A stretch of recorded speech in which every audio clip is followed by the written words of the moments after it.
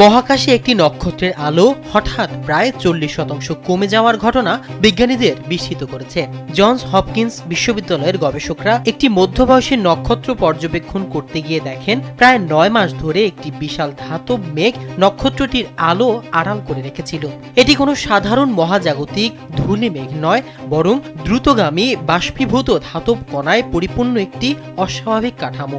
বিজ্ঞানীদের ধারণা এই মেঘটি একটি পরিণত গ্রহমণ্ডলীর ভেতরে ঘটা প্রলয়ঙ্কারী ঘর্ষণের ধ্বংসাবশেষ, যা নক্ষত্র এবং পৃথিবীর মাঝখানে এসে আলোকে বাধাগ্রস্ত করছে। চিলির জেমিনি সাউথ টেলিস্কোপে সংযুক্ত অত্যাধুনিক ঘোস্ট যন্ত্রের তথ্য বিশ্লেষণে দেখা যায় প্রায় 12 কোটি মাইল বিস্তৃত এই মেঘের প্রচুর ভারী ধাতব রয়েছে এবং এটি নক্ষত্র থেকে প্রায় 120 কোটি মাইল দূরে অবস্থান করছে। স্যান্ডেলিনা সো, রূপচর্চায় আভিজাত্য। স্পেকট্রোস্কোপির মাধ্যমে বিজ্ঞানীরা ধাতব গ্যাসগুলো গতিপথ ও বেগ নির্ণয় করতে সক্ষম হন।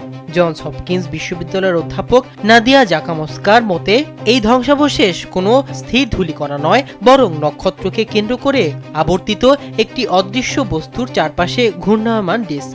গবেষণায় আরও জানা যায় 1937 ও 1981 সালেও একই কারণে নক্ষত্রটির আলো কমে গিয়েছিল। প্রতি 44 বছর পর পর এই ধাতব মেঘ দৃষ্টি রেখায় চলে আসে, যা প্রমাণ করে যে কোটি কোটি বছর পরও সৌরজগৎ পুরোপুরি স্থিতিশীল নাও হতে পারে। এই আবিষ্কার ভবিষ্যতে গ্রহীয় সংঘর্ষ, নক্ষত্রের পরিবেশ ও সৌরজগতের বিবর্তন বোঝার নতুন দিগন্ত খুলে দেবে বিশ্বজুড়ে জ্যোতির্বিজ্ঞানীদের জন্য।